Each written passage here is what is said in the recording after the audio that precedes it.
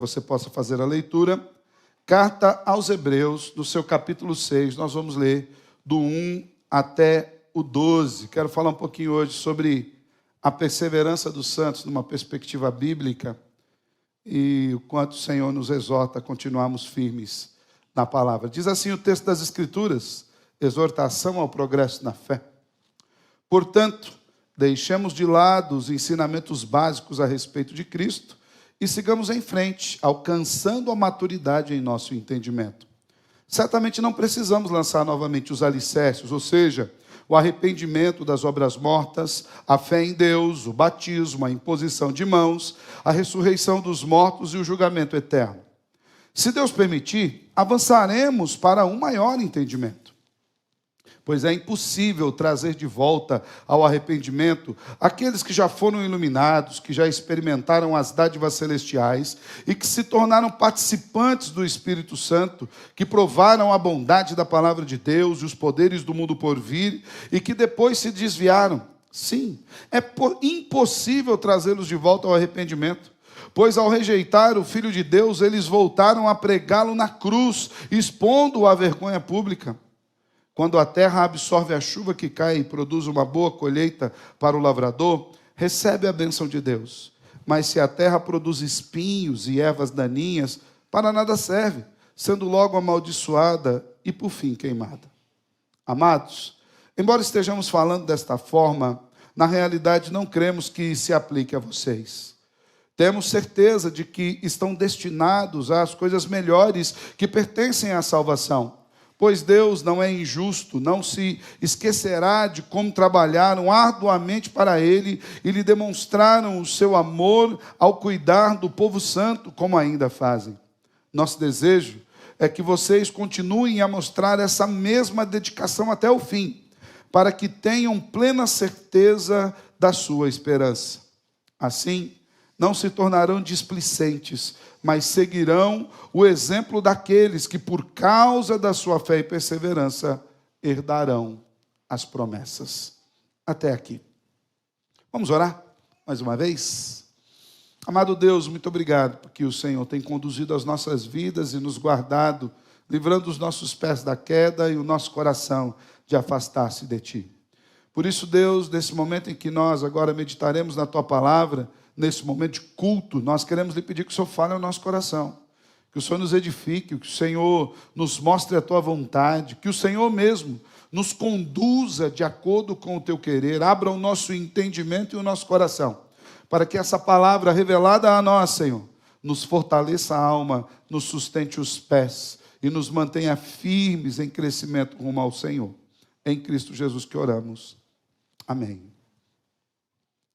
Irmãos, será que um crente verdadeiro, alguém que foi alcançado por Cristo Jesus, foi salvo pelo sacrifício de Cristo na cruz do Calvário, pode perder a salvação? Será que há alguma possibilidade de que alguém que tenha sido eleito desde toda a eternidade, conforme escrito no texto das Escrituras, Efésios 1, versículos 4 a 6, esses que o Senhor amou e elegeu antes da fundação do mundo, antes dos escritos de Gênesis 1, Deus já os havia amado. Será que essas pessoas podem perder os privilégios da eleição dada por Deus? São perguntas intrigantes, mas são perguntas que continuam presentes no nosso meio já há vários séculos. Eu acredito que esse texto seja um dos textos de maior controvérsia entre dois grandes ramos da teologia vigentes nos dias de hoje. Ramos esses que debatem teologicamente já há pelo menos 500 anos, que seria o calvinismo e o arminianismo. Muitos dizem que Deus é o que sustenta a nossa salvação e por conta disso nós não podemos perdê-la. Outros dizem que Deus abriu uma possibilidade de salvação e nós podemos abraçar ou não essa salvação. E alguns usam o texto das Escrituras para validar esse pensamento. Dizem, olha, nesse texto aqui está dizendo que o crente pode cair. Mas será que é isso que o texto está dizendo? Eu quero chamar a atenção dos irmãos para que nós prestemos um olhar muito cuidadoso para o texto das Escrituras, para que a nossa mente entenda qual a revelação do Senhor para nós. Quando nós vamos analisar um texto bíblico, nós não podemos fazê-lo distante do seu contexto. E assim como nós já temos feito no estudo da carta aos Hebreus, esse é o 13º sermão na carta aos Hebreus, nós percebemos que desde o capítulo 1, e vamos ver até o final do último capítulo, que a carta aos Hebreus é uma grande exortação. O que o autor aos Hebreus está fazendo é chamando a atenção dos irmãos para o perigo da apostasia, do enfraquecimento, do não crescimento e do não desenvolvimento na fé cristã. Desde o capítulo 1, os versículos 1, o autor de Hebreus já começa exaltando a pessoa de Cristo, mostrando quem Jesus é, e depois em todos os demais capítulos, até chegarmos nesse aqui, nós vemos ele falando que Jesus é maior que os profetas, maior que os sacerdotes, maior do que Moisés, maior do que a lei, e que em Cristo Jesus se cumpre toda a Escritura de Deus. De maneira que nós deveríamos olhar para Cristo de maneira firme, sem o mínimo desejo de voltarmos para trás, sem o mínimo desejo de abraçarmos a velha vida novamente. E é nesse contexto que nós precisamos entender o texto do capítulo 6 de Hebreus. Nesse mesmo contexto de exortação. Ao longo de toda a epístola, o escritor admoesta aos seus leitores a aceitarem a palavra de Deus em fé, e não caírem no pecado da descrença que resulta no juízo final. Hebreus vem traçando, vem trabalhando o aspecto da fé de uma maneira muito forte. A ideia do autor de Hebreus, e uma das ideias que ele quer combater, é a ideia de um cristianismo meramente mental. E veja bem que eu estou usando a palavra mental e não racional. Racional é aquilo que é pensado, aquilo que é meditado, aquilo que nós encontramos um fundamento. Mental é aquilo apenas que entra na nossa mente, uma informação a mais, dentre muitas outras informações. Nós vamos perceber em todo o decurso da carta, em especial do capítulo 11, que o autor nos fala que esta fé cristã precisa ser abraçada em fé genuína, crendo que a palavra de Deus, inclusive no capítulo 11, ele nos diz, muitos morreram por essa fé. Muitos foram partidos no meio por essa fé. Mulheres receberam em casa os seus maridos mortos por causa dessa fé. Muitos foram para o Coliseu, muitos foram moídos por causa dessa fé. E conforme nos diz o versículo 38, essas pessoas, esses homens, eram homens dos quais o mundo não era digno. Ou seja, a fé permeia toda a exortação feita na carta aos Hebreus. Ele estava muito seguro de que os crentes precisavam ter um progresso, mas não era apenas um progresso mental, era um progresso na fé cristã. Nesse sentido, nos 4 primeiros versículos desta carta, o autor mostra que ele continua preocupado com o crescimento espiritual dos irmãos. No último sermão, nós vimos isso, ele exortando aos irmãos, falou, olha, eu queria trazer para vocês alimento sólido, mas eu não pude trazer alimento sólido, porque vocês ainda agem como crianças. Eu queria dar algo mais substancial para que vocês se alimentem, mas vocês precisam do leite. Quem se alimenta de leite é uma criança. O autor foi extremamente duro, mas aqui ele não foi menos duro nesse capítulo 6. Ele começa dizendo, portanto, deixemos de lado os ensinamentos básicos a respeito de Cristo e sigamos em frente, alcançando a maturidade em nosso entendimento. Certamente, nós não precisamos lançar novamente os alicerces, ou seja, o arrependimento de obras mortas, a fé em Deus, o batismo, a imposição de mãos, a ressurreição dos mortos, o julgamento eterno. Se Deus permitir, nós avançaremos para o maior entendimento. Embora haja certos princípios fundamentais que todos os crentes devam entender, esses princípios que incluem como, por exemplo, o arrependimento, imposição de mãos, o significado do batismo, os dons espirituais, a ordenação, a ressurreição, a vida eterna, eles são rudimentos, são básicos. Aqueles irmãos a quem o autor estava se dirigindo precisavam aprender de novo. Imagina você, depois de tantos anos na igreja, alguém precisar falar para você que você precisa se arrepender dos seus pecados. Isso era algo, poderíamos dizer que isso é matéria vencida. Você já deveria estar craque nisso, você já deveria estar ensinando pessoas a isso. Ao que ele diz, o que importa agora é que nós avancemos para algo melhor. E a nossa busca por algo melhor deve ser uma busca por um melhor entendimento de Deus. Eu temo, irmãos, que a igreja dos nossos dias seja uma igreja extensa. Nós temos um grande número de membros. Dizem que os evangélicos no Brasil já estão chegando a 30 milhões, ou um pouquinho mais, alguma coisa assim. É crente para chuchu. É gente para danar. É muito crente. Mas, embora seja de uma grande extensão, seja de pouca profundidade. Esses dias eu estava assistindo um vídeo, até minha esposa que me mandou, de um rapaz que estava com a família, eles estavam num momento de veraneio, e o rapaz veio e pulou num rio, e ele pegou uma parte baixa daquele rio, bateu, quebrou a coluna, um rapaz lindo, maravilhoso, devia ter uns 30 e poucos anos, e ali estava contando a história da esposa, cuidando dele depois, porque ele ficou tetraplégico. Eu creio que a igreja brasileira hoje está muito parecida com aquele rio. Se nós pularmos de ponta, nós vamos quebrar o pescoço. Porque não há profundidade. As pessoas não querem mais saber de verdades profundas, sólidas acerca de Cristo Jesus. Você vai culto após culto ouvindo falar as mesmas coisas. E fala-se de vitória, e fala-se de alegria no Senhor, e fala-se de bênçãos e mais bênçãos, mas nós dificilmente temos aprendido a conhecer mais o Senhor, saber o que Ele quer de nós e como nós devemos viver um bom testemunho cristão diariamente. Então a busca pela vida cristã deve ser a busca pelo topo. O nosso alvo é Cristo Jesus. No entanto, o autor de Hebreus, embora fale de um crescimento, ele traça um olhar para o fracasso, que talvez seria o maior dos fracassos da derrocada da fé cristã, que seria o perigo de ficar para trás. E nesse sentido, para que nós entendamos o texto, eu quero traçar 3 linhas aqui, para a gente pensar sobre isso, para que lá no final a gente volte àquelas perguntas iniciais e eu ajude vocês com a resposta. Nós vamos falar um pouquinho a quem essa carta se dirige, porque isso é fundamental para nós entendermos o texto. Depois, nós vamos nos ater um pouquinho sobre o conteúdo da exortação da carta em si. E, por fim, nós vamos ver a conclusão que o próprio autor propõe para a carta e o quão esperançosa ela é. Então, nessa perspectiva de entendermos sobre essa perseverança dos santos, sobre o fato dos crentes não poderem perder a sua salvação, a primeira coisa que nós precisamos entender aqui é a quem essa carta se dirige. A quem, com quem o autor de Hebreus está falando? Será que tem alguma relação comigo? Será que tem alguma relação com você?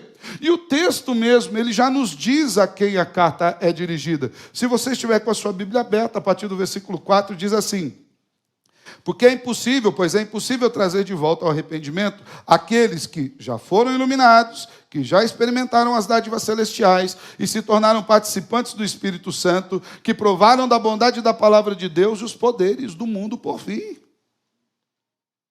Então ele já está determinando qual era o público a quem ele se dirigia. E isso para nós é fundamental para nós entendermos. Há várias propostas de público a que o autor se dirige. Muitos teólogos discutem sobre isso, exatamente por tentarem defender algo que o texto não está necessariamente falando, que é acerca da perda da salvação. Alguns dizem que o autor de Hebreus está dirigindo a sua exortação, a exortação desse texto, a um grupo específico de judeus que vivia naquela época específica, que simpatizava com o evangelho, mas que não queria largar os costumes judaicos. Assim como nós vemos gente nos nossos dias, talvez hoje, nos dias atuais, mesmo menos do que alguns 10 anos atrás, por exemplo, eu acredito que há uns 10 anos atrás as pessoas simpatizavam mais com o evangelho do que nos nossos dias. Nós temos vivido num mundo muito ideologizado. E essas ideologias que nós temos no mundo são todas elas inimigas contumazes do Evangelho. De maneira que aquilo que parecia amigável há uns anos atrás, hoje não é. Muitos colocam os evangélicos como meros radicais, como gente acéfala, que não consegue pensar, como, eu já ouvi alguns termos como terraplanistas, Isso tem uma coisa que a gente não é terraplanista. Mas, enfim, hoje o mundo está muito menos amistoso com o Evangelho, mas existem aquelas pessoas ainda que gostam do Evangelho, que gostam da igreja, mas não querem saber da igreja. Talvez você tenha gente assim. Eu tenho alguns amigos de infância, de tempo que eu não era cristão ainda, que às vezes me encontram, falam: olha, Alessandro, como é que você está? Falo: estou bem, o que você está fazendo da vida? Falou: sou pastor. Ele falou: rapaz, coisa boa, pastor, igreja. Uma hora dessas eu apareço por lá. Até hoje não apareceram por aqui. né? Ou então, maravilha, rapaz, pastor, ser crente é bom, né? Rapaz, eu também creio em Deus. Uma hora, ou então ora lá por mim. São até amigos do evangelho, mas eles não querem aparecer aqui. Ou eles querem uma oração, eles querem algum tipo de benefício que a fé possa lhes trazer, mas eles não querem largar a velha vida. Eles não querem largar a vida de pecado. Então, poderia ser um grupo desses. Alguns autores, alguns teólogos dizem que essa carta poderia ser um grupo desses, de gente de fora da igreja, que até gostava do evangelho, mas não estava ali muito afim de ficar na igreja. Porém, o mais provável e o mais possível, no entanto, é que esta carta seja dirigida a um grupo de crentes, à igreja, ao povo que estava ali. Até porque quando nós olhamos todo o contexto da carta aos Hebreus, toda a carta é dirigida a crentes.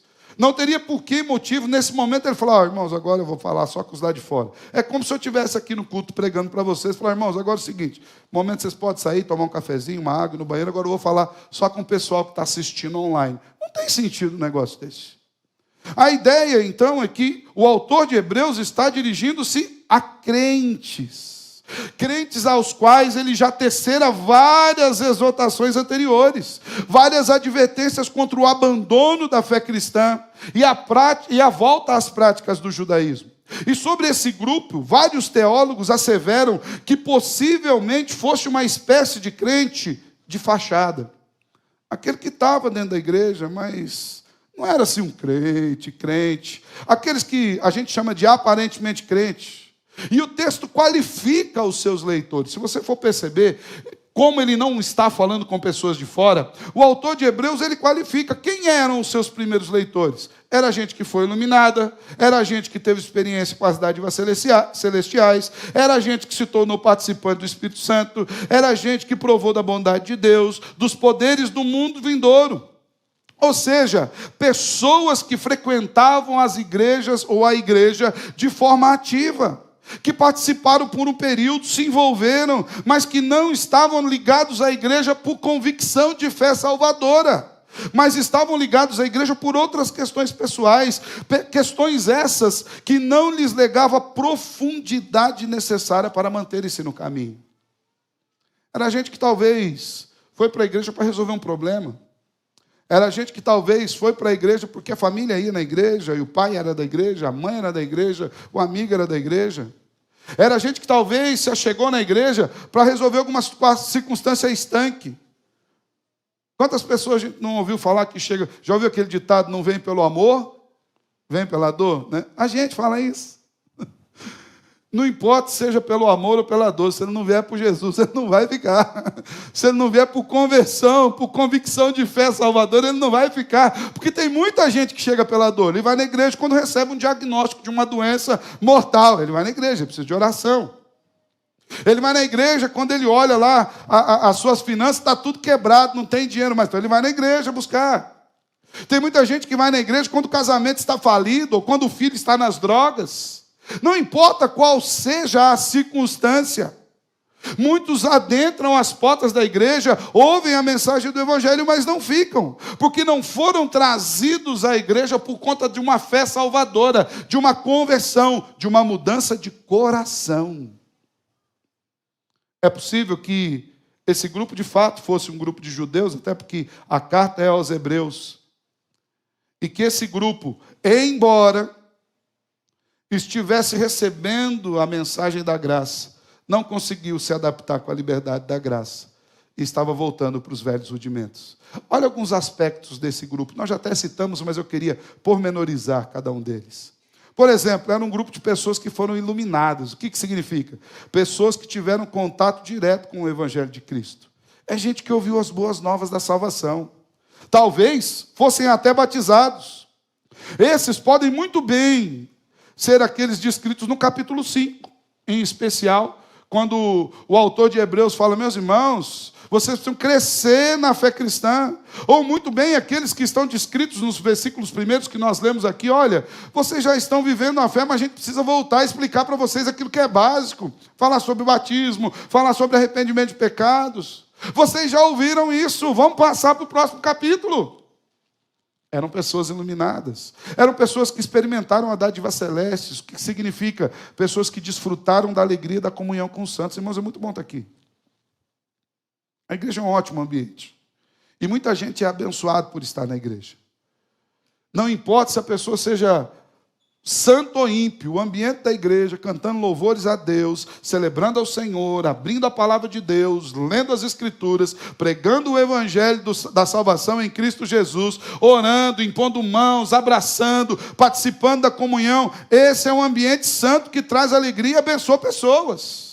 Era gente que experimentou dessas dádivas, receberam conhecimento acerca da vida cristã, experimentaram do benefício da manifestação dos dons espirituais no meio da igreja. Lembra que nós falamos, ou melhor, o apóstolo Paulo falou que Deus levantou, Deus distribuiu os dons espirituais no meio da igreja para a edificação da própria igreja? Levantou apóstolos, profetas, pastores, mestres, gente que ensina, para quê? Para que a igreja fosse edificada. Aqui talvez, ou melhor, com certeza, eram pessoas que participaram dessas dádivas, talvez já participaram da ceia do Senhor, da mesa do Senhor, que é um meio de graça, que é um privilégio dos crentes. Então era gente que experimentou das dádivas celestes. O texto diz mais, participaram da ação do Espírito. É gente que já desfrutou da bênção de Deus, do cuidado de Deus, da operação de Deus. Gente que viu Deus agindo no meio do seu povo. Viram milagres, ouviram testemunhos, participaram de ministérios, viram conversões, testemunharam de pessoas que foram transformadas pelo poder da graça de Cristo e que se dobraram aos pés de Jesus de maneira salvífica. Diz mais o texto, gente que provou da bondade da palavra de Deus. A ideia de provar da bondade da palavra de Deus aqui, o verbo original aqui no grego, ele traz uma ideia de experimentar, de gostar de ouvir. O provar não significa permanecer aqui. O provar significa gostar de ouvir, experimentar. Mas, de qualquer forma, é gente que teve acesso à exposição de porções das Escrituras. Gente que foi edificada no meio da igreja, espiritualmente e emocionalmente. Nós conhecemos pessoas assim. Gente que provou dos poderes do mundo por vir, viram sinais, viram maravilhas, que apontavam para a esperança em Cristo Jesus, para a redenção na entrada dos céus. Ou seja, o autor da carta aos Hebreus, ele estava escrevendo para a gente que estava dentro da igreja, sim. E o pior, gente que depois de tudo isso ainda se desviou. Você conhece gente assim? Talvez alguém que esteve conosco aqui nos bancos dessa igreja. Alguém que já liderou, professor, presbítero, diácono, pastor. Há vários que se aproximam da fé, passam uma temporada no seio da igreja e que depois, não que eles tenham caído, mas eles voltam a assumir a sua verdadeira identidade de não salvos. Eles não suportam o ambiente aqui. E quando eu vou falar o termo ambiente santo, não significa que nós sejamos perfeitos.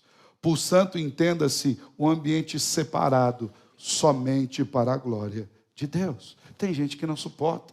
Então, para que nós entendamos, em primeiro lugar, essa exortação, e nós já vamos entrar nela, nós precisamos entender que essa exortação foi feita para crente. Esse texto serve para mim e serve para você. Foi feito para a gente que estava na igreja, que viu coisas que a gente viu. Eu acredito que aqui, a maioria de nós aqui, já testemunhou do milagre da bondade de Deus nos mais diversos aspectos. Desde Deus movendo sobrenatural em coisas que nós jamais teríamos condições de fazer, até Deus abrindo sobrenaturalmente o coração de pessoas e trazendo para a salvação. Qualquer um de nós aqui conhece aquela pessoa que se fala, não acredito que Deus salvou aquele. Talvez tenha gente pensando isso de nós também, tá? Não imagine que a gente foi fácil de salvar. Né? Tem gente que acha que é mais fácil salvar que os outros, sabia? Ah, pastor, comigo foi de boa. O senhor chamou, eu vim, tá bom. Eu já estava no caminho. Já falei aqui a semana passada, ninguém foi salvo por vontade própria. Ninguém seria salvo se não fosse Cristo vir nos buscar. A salvação sempre é a fórceps, é Deus nos trazendo para fora, nos trazendo à luz. Então, para quem que essa exortação? É para a igreja. é para mim, é para você. Mas e o conteúdo dessa exortação, pastor? Vamos voltar ali aos versos 4. Diz assim: é impossível trazer de volta ao arrependimento aqueles que já foram iluminados, já experimentaram das dádivas celestiais, se tornaram participantes do Espírito Santo, que provaram a bondade da palavra de Deus, os poderes do mundo por vir, e que depois se desviaram. Sim, é impossível trazê-los de volta ao arrependimento. Pois ao rejeitar o Filho de Deus, eles voltaram a pregá-lo na cruz, expondo-o à vergonha pública. Quando a terra absorve a chuva que cai e produz uma boa colheita para o lavrador, recebe a bênção de Deus. Mas se a terra produz espinhos e ervas daninhas, para nada serve, sendo logo amaldiçoada e, por fim, queimada. Há muitos teólogos que entendem essa exortação feita aqui nesse texto como sendo uma figura de linguagem usada para o autor para chamar a atenção de forma potente. É como se o autor estivesse levantando uma hipótese muito séria, porém impossível de acontecer. Uma extrapolação, um exagero, uma espécie de hipérbole que tenha força suficiente para chamar a atenção dos crentes, mas que não necessariamente pudesse acontecer. Vou dar um exemplo para você. É como se eu falasse aqui: meus irmãos, não abandonem a Cristo. Se vocês abandonarem a Cristo, vocês irão para o inferno. É forte dizer isso, não é? E é uma verdade. Não é verdade que se alguém abandonar Cristo, vai para o inferno? É verdade ou não é? É verdade. Se alguém abandonar Cristo, vai para o inferno. Agora vem uma outra questão. Mas é verdade também que alguém que foi alcançado por Cristo não pode abandoná-lo. Ou será que alguém que já foi alcançado por Cristo pode abandoná-lo? Não, não pode abandoná-lo. Mas por que não pode abandoná-lo? Porque Cristo o sustenta. Cristo diz: aqueles que o meu Pai me dá, esses vêm a mim. E aqueles que vêm a mim, de maneira alguma lançarei fora. O próprio Cristo diz: das minhas mãos ninguém pode arrancá-los. Então, embora essa afirmação seja uma afirmação verdadeira, ela é verdadeira e absurda ao mesmo tempo. Ela é um chamado de atenção. É como uma placa no caminho: olha, a 500 metros uma ribanceira. Mas não é porque você pule para dentro da ribanceira, é porque você desvie dela. A ideia não é que o motorista fala: que bom, uma ribanceira, vou aprender a voar agora. Não é o momento. A ideia é que ele seja alertado daquilo e se desvie daquele caminho. Então a questão aqui nesse texto, essa exortação, ela não é sobre a possibilidade de perda de salvação, mas ela é um grave e grande alerta acerca do perigo de viver dentro da igreja e flertar com uma vida de mundanismo. É disso que o autor está falando.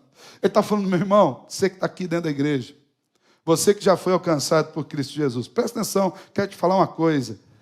Você já foi iluminado, viu o Evangelho, você já experimentou das dádivas de Deus, você já se tornou participante daquilo que o Espírito Santo tem feito no meio da igreja, você já provou da bondade da palavra de Deus e dos poderes do mundo por vir. Se você se desviar, é impossível te trazer de volta para o arrependimento. Se você viver como um ímpio, mesmo depois de tendo recebido o Evangelho, não há nada mais que possa se fazer por você.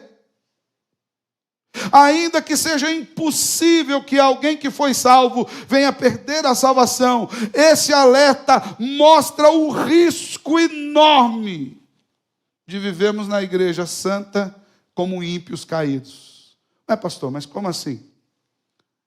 A Bíblia nos mostra que o santo vive como santo.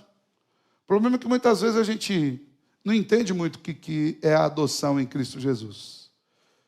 Quando nós nos convertemos, a Bíblia diz que nós nos tornamos em uma nova criatura. E diz o que sobre as coisas antigas? Elas ficaram para trás. Elas foram transformadas em algo novo. É o que a Bíblia nos diz. Ou seja, os meus antigos desejos ficaram para trás. A minha vida de pecado ficou para trás. As minhas percepções, as minhas vontades e anseios ficaram para trás. Tudo se fez novo. Eu sou uma nova criatura. Eu fui transformado por Cristo Jesus. E embora nessa caminhada muitas vezes nós fraquejemos, porque somos ainda marcados pelo pecado, E muitos têm algumas recaídas em algumas áreas, o que mostra a necessidade de constantes exortações. Não é possível que alguém venha de fato se perder das mãos de Cristo, porque das mãos dele ninguém nos pode arrancar. A esse aspecto, o autor conclui com um consolo maravilhoso, a partir do versículo 9, mas nós vamos chegar lá mais para frente. Não há uma afirmação aqui, irmãos, acerca de perder a salvação, mas há um alerta sobre o absurdo de, depois de participarmos de uma vida de fé, queremos retornar a um estilo de vida que não seja compatível à fé que nós aceitamos. E olha o que o próprio autor nos diz: pois ao rejeitar o Filho de Deus, eles voltaram a pregá-lo na cruz, expondo a vergonha pública. Perceba aqui, nós podemos pregar Jesus na cruz de novo? Podemos ou não podemos? Por causa dos nossos pecados, a gente vai catar Jesus. Bora, Jesus, não resolveu. Vamos voltar lá para Jerusalém, vamos voltar lá para a Via Dolorosa, vamos subir de novo lá no Gólgota. Estica o braço aí, Jesus, vamos pregar você de novo. Não pode, não tem como. O autor está dizendo isso. Se porventura você experimentar de todas as dádivas de Cristo e abandoná-lo, é como se você quisesse pregá-lo de novo naquela cruz. Por isso é impossível, tal qual é impossível crucificar Jesus novamente, é impossível trazer arrependimento a esse tipo de pessoa. A força do argumento aqui está no exagero, exatamente no absurdo, para que a gente atente para isso.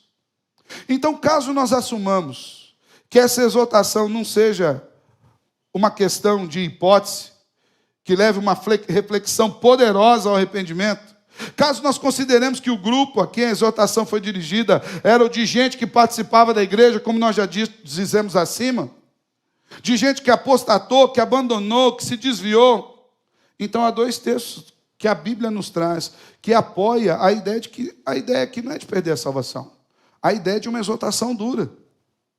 Nesse sentido, eu quero convidar vocês a lerem aquilo que o apóstolo Pedro escreveu lá na sua segunda carta, no capítulo 2, versos 20 a 22. Esse texto corrobora a verdade que o autor de Hebreus está trazendo aqui. Diz o seguinte, 2 de Pedro, capítulo 2, versos 20 a 22. E quando alguém escapa da maldade do mundo ao conhecer o nosso Senhor e Salvador Jesus Cristo, mas depois se deixa emaranhar e se escravizar novamente pelo pecado, está pior do que antes. Teria sido melhor nunca haver conhecido o caminho da justiça, do que conhecendo, rejeitar a ordem recebida para viver de modo santo. Nele se confirmam os provérbios: o cão volta ao seu próprio vômito, e a porca lavada volta a revolver-se na lama. Perceba o que Pedro está dizendo aqui, irmãos. Pedro está falando de pessoas que conheceram a Jesus, que ouviram sobre Jesus, ouviram do evangelho de Jesus, mas não deram ouvidos a esse evangelho. Participaram por um tempo, mas não tiveram o coração fincado na fé. Conheceram a liberdade e depois voltaram para a escravidão. Essas pessoas são como o cão que volta ao seu próprio vômito, a porca lavada que volta a revolver-se na lama. Ainda o apóstolo João nos ajuda também a entender essa verdade lá na sua primeira carta, no capítulo 2, dos versos 18 e 19. 1 de João, capítulo 2, versos 18 e 19, nos ajuda e joga mais luz a essa ideia que o autor de Hebreus está trazendo aqui. Diz assim João, na sua primeira carta, capítulo 2, versos 18 e 19. Filhinhos, chegou a hora final. Vocês ouviram que o anticristo está por vir e muitos anticristos já apareceram. Por isso sabemos que chegou a hora final. Eles saíram do nosso meio, mas na verdade nunca foram dos nossos. Do contrário, teriam permanecido conosco. Quando saíram, mostraram que não eram dos nossos. Olha o que João está dizendo, irmãos. João é claro ao dizer que muitos dos anticristos que nós vimos no mundo, ou seja, daquelas pessoas que negam a Cristo e até mesmo se colocam contra Cristo, saíram de onde? Do meio da igreja. Mas por que eles saíram? Talvez na boca deles você vai ouvir algumas coisas assim: eu saí porque a igreja era fria, eu saí porque os crentes eram hipócritas, eu saí porque o pastor era ruim, eu saí porque o pessoal errou o tom da música do louvor. Não foi o caso de hoje, tá? Mas algumas vezes a gente erra também. Eu saí porque o culto demorava, eu saí porque a palavra era cumprida, eu saí porque não pregava o que eu gosto. Muitas vezes da boca deles você vai ouvir 1 milhão de desculpas para eles terem saído, mas João é taxativo. Eles saíram porque, na verdade, nunca foram dos nossos. Do contrário, não teriam permanecido conosco. Olha o que João diz. Quando saíram, mostraram que não eram dos nossos. Esses, quando vão embora, não é que eles caíram ou que eles vieram a perder a salvação. Antes, eles assumiram a sua verdadeira identidade de não salvos. É isso que o texto está nos dizendo.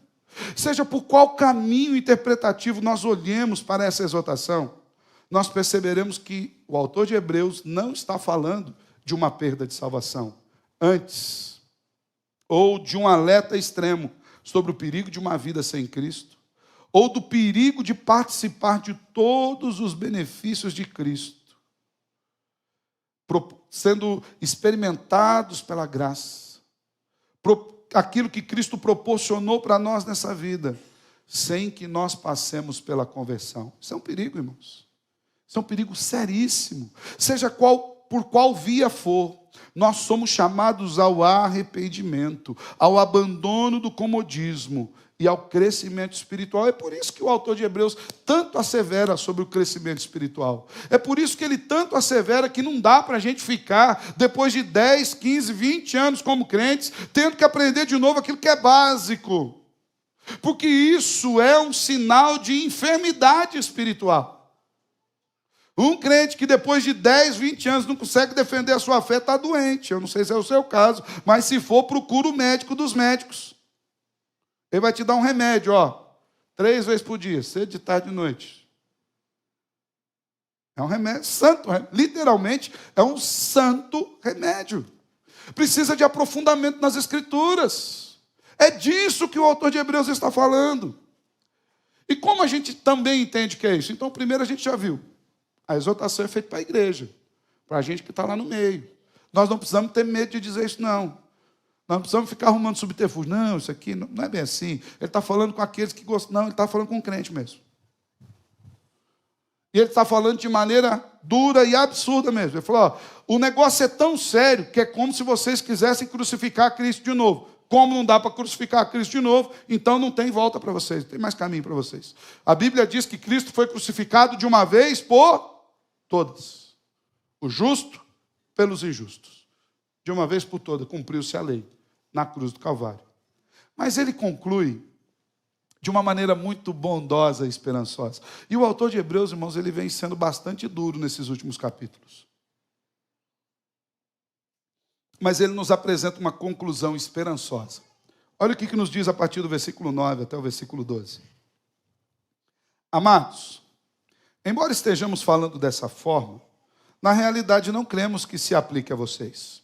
Temos certeza de que estão destinados às coisas melhores que pertencem à salvação. Pois Deus não é injusto, não se esquecerá de como trabalharam arduamente para Ele e lhe demonstraram o seu amor ao cuidar do povo santo, como ainda fazem.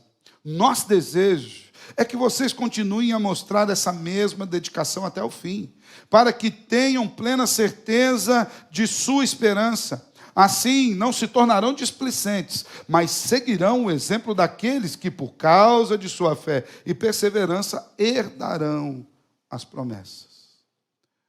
Então, embora o autor venha aqui traçando uma dura exortação, quando ele vai concluir essa exortação, ele a conclui com uma frase adversativa, ou seja, ele coloca um contraponto aqui. Então ele vem dizendo do perigo de você abandonar a Cristo, ele vem dizendo que não há mais o que fazer para aqueles que experimentaram uma vida com Cristo e abandonaram a fé cristã. Mas ele diz o seguinte, porém, embora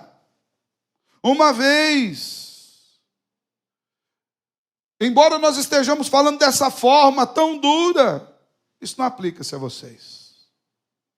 Isso não trata diretamente com vocês. Embora nós falemos dessa realidade, nós cremos que vocês não estão inclusos nela. Nós temos certeza de que estão destinados às coisas melhores que pertencem à salvação. Ao que fortalece a tese de que a exortação era um exagero hipotético para chamar a atenção daqueles irmãos de maneira forte sobre a morosidade e o perigo de uma vida distanciada de um crescimento espiritual. Aqui, inclusive, é o único momento em toda a carta aos Hebreus, você pode fazer isso, é um ótimo exercício, procura lá na sua Bíblia durante a semana. É o único momento em toda a carta aos Hebreus que o autor se dirige aos seus leitores como amados. E por que ele o faz? Ele o faz exatamente para mostrar o tom pastoral e aproximar esses irmãos depois de uma dura exortação, trazendo um risco tão sério. Ele fala: meus irmãos, vocês que são amados meus e amados de Cristo, entende, a exortação é dura, mas eu creio que não há isso no meio de vocês. Esses irmãos que, embora fossem frágeis, propensos à queda, tal qual nós o somos, irmãos. Tal qual nós o somos. Quantas vezes você já orou pedindo perdão para Deus pelo mesmo pecado? Quantas vezes você já orou, fez um firme propósito: Senhor, nisso aqui eu não caio mais. Dá 2 passos. Fala: Senhor, eu fui desviar o buraco, mas eu trouxe o buraco comigo. A gente é assim. Quantas vezes você já não se dobrou na presença do Senhor e falou: Senhor, eu estou aqui de novo, envergonhado, quebrantado, para falar as mesmas coisas. Mas todas as vezes que você fez isso, foi o Senhor que te chamou de volta.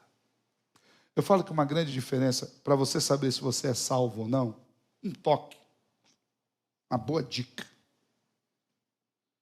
Quando você peca, lá de vez em quando, imagina isso, uma vez no ano, 2.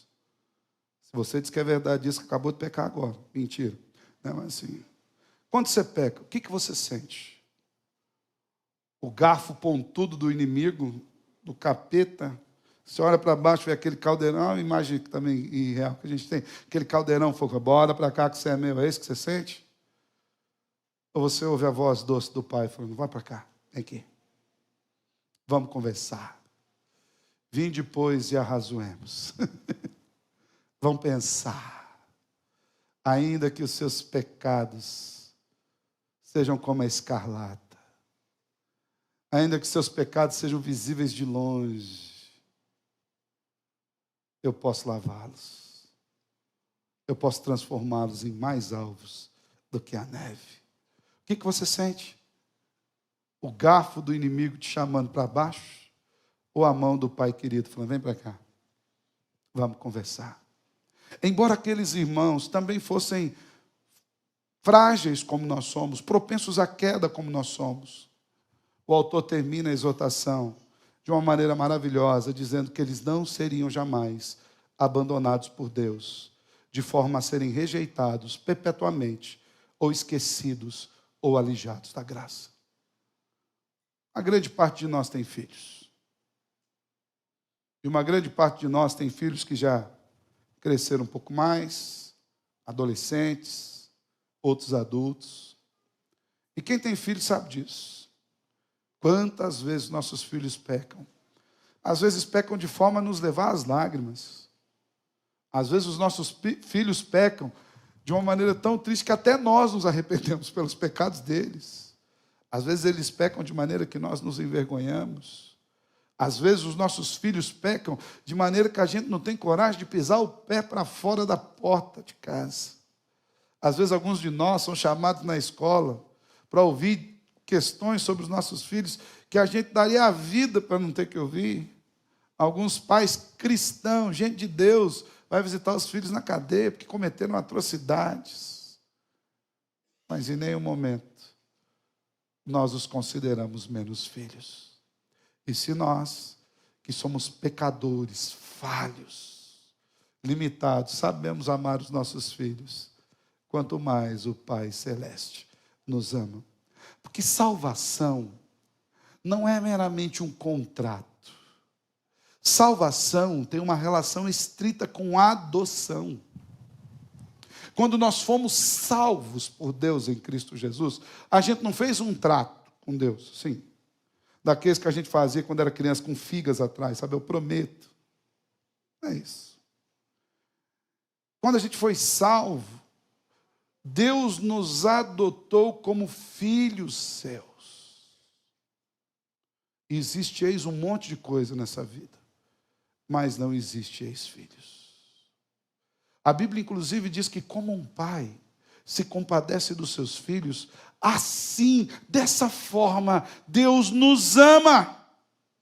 E o autor de Hebreus nos diz no versículo 10, irmãos, pois Deus não é injusto, não se esquecerá de como vocês trabalharam arduamente para Ele e lhe demonstraram o seu amor ao cuidar do povo santo, como ainda vocês fazem. Então essa exortação é dura, é dura. O risco é sério, o perigo é atroz. Mas não é para vocês. É para que vocês fiquem alertas. Mas não estou narrando aquilo que acontece com vocês. Por fim, o autor da carta aos Hebreus faz um apelo à perseverança e ao desenvolvimento da fé e ao amadurecimento espiritual. Olha o que ele diz no versículo 11. Lembra que tudo isso está falando sobre o mesmo texto, sobre a mesma exortação. Para que nós entendamos que ele não está falando sobre perda de salvação. Versículo 11 ele diz, nosso desejo é que vocês continuem a mostrar essa mesma dedicação até o fim, para que tenham plena certeza de sua esperança. Assim, não se tornarão displicentes, mas seguirão o exemplo daqueles que, por causa da sua fé e perseverança, herdarão as promessas. De forma que, meus amados irmãos, além de não se tratar de perda de salvação, ainda afirma que esses irmãos que receberam esse duro puxão de orelha, esses irmãos que receberam essa dura exortação, uma vez alertados, eles caminharão em triunfo. E esse é o desejo de Deus, e esse é o desejo do autor dos Hebreus, que nós caminhemos em triunfo. Às vezes nós vamos ouvir palavras duras, e digo mais, Dr. Rousseau Shedd disse certa vez em um dos seus sermões, se você nunca ouviu uma palavra dura de Jesus, possivelmente você nunca tem ouvido Jesus falar com você. É só você ver ele com os próprios apóstolos. Depois de um sermão de Jesus, Pedro chegou e falou, Jesus, assim, não dá, o sermão é durão demais aí. O povo está indo embora. O senhor parece que não fez aula de retórica, Jesus. O que está acontecendo? O sermão foi ruim. Se fosse sermão de prova, o senhor era reprovado, Jesus. O povo está, indo embora. Ao que Jesus voltou para Pedro e falou, você quer ir também? Pode ir, Pedro. Pedro falou, não dá, mas para onde a gente vai? A palavra é dura? Sim, mas são palavras de vida eterna. Tal qual exortações que tecemos aos nossos filhos. Quando nós dizemos um não, já falei aqui várias vezes, qual filho que depois de ouvir um não do pai, fala assim, homem de Deus, louvado seja Deus pela sua vida. Seu filho é assim? Quero comprar aquela roupa, vai comprar roupa, não gastar muito. O senhor é um homem sábio, um homem que cuida das nossas finanças. É assim que seus filhos falam? As minhas não, a minha falou, pai, onde você gasta tanto dinheiro? Eu falei, você quer saber onde eu gasto tanto dinheiro? Vamos sentar aqui e fazer umas contas? Aí ela não quis sentar. Esses dias eu tenho prometido para uma das minhas filhas, não quero expor quem é, para não ficar claro, uma que vai poder dirigir agora, né? Está na faculdade, né? Eu havia prometido para ela que se ela passasse numa escola, numa faculdade pública, tal, no curso que ela queria, nós faríamos todos os esforços para comprar um carrinho para ela. Né?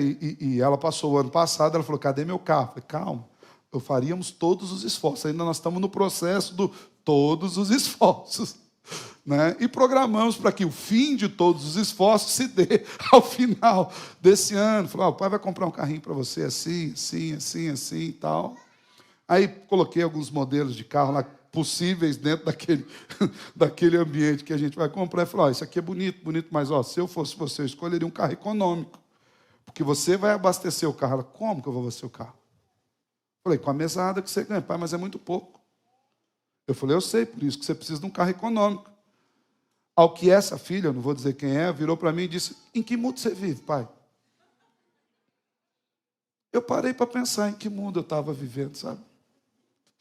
Falei, deixa eu ver em que mundo que eu vivo, né? E nesse momento já estava orando ao Senhor para não falar o que não devia, né? Não se engane. Assim como nós exortamos os nossos filhos, e às vezes eles não gostam, o Senhor nos exorta para crescimento.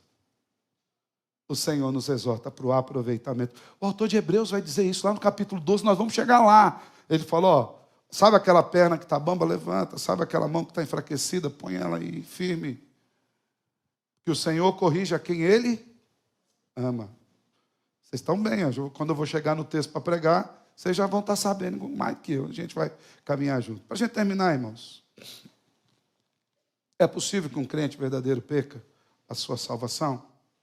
É possível que alguém, daqueles que o Senhor elegeu desde antes da fundação do mundo, não para se tornarem membros de igreja, mas para se tornarem seus filhos adotivos em Cristo Jesus, venha perder a sua salvação? A resposta é não. Não é possível que alguém decaia do estado de graça. Não é possível que alguém perda a salvação que ganhou, porque ele não a administra. Mais uma vez, citando o Dr. Rousseau Shedd, perguntaram para ele, Dr. Rousseau Shedd, a gente pode perder a salvação? Ele falou, se tiver na nossa mão, perde mesmo. Mas a nossa salvação continua nas mãos daquele que nos salvou, daquele que nos sustenta. Embora não seja possível que nós percamos a salvação, é plenamente possível que alguns de nós possamos estar enganados com respeito à nossa própria salvação. E aqui o alerta é fundamental para nós. Nesse sentido, é importante que nós avaliemos.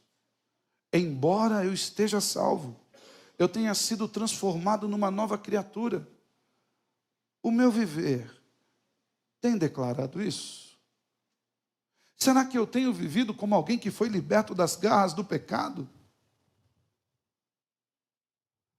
Será que eu tenho vivido como alguém que foi salvo, perdoado por Cristo Jesus? Alguém que foi adotado e que agora é chamado pelo sobrenome do seu Pai, Filho de Deus? Será que a minha vida é coerente? Nesse sentido é importante que nós clamemos para que o Senhor sonde o nosso coração. E diante de uma exortação dessa, Ele nos traga profundo arrependimento, caso nós estejamos vivendo dissociados daquilo que a palavra de Deus nos diz. É preciso que clamemos para que o Senhor aplique em nós, de forma salvífica, todo o conhecimento da luz do Evangelho que nós já ouvimos e recebemos. Meu irmão, minha irmã, se você foi chacoalhado com o conteúdo dessa exortação, se você saiu daqui meio assustado com os impossíveis levantados pelo autor de Hebreus, não faça ouvidos mocos nessa noite, não faça ouvidos surdos. O próprio autor de Hebreus já havia dito alguns capítulos antes, no capítulo 3, versículos 7 e 8.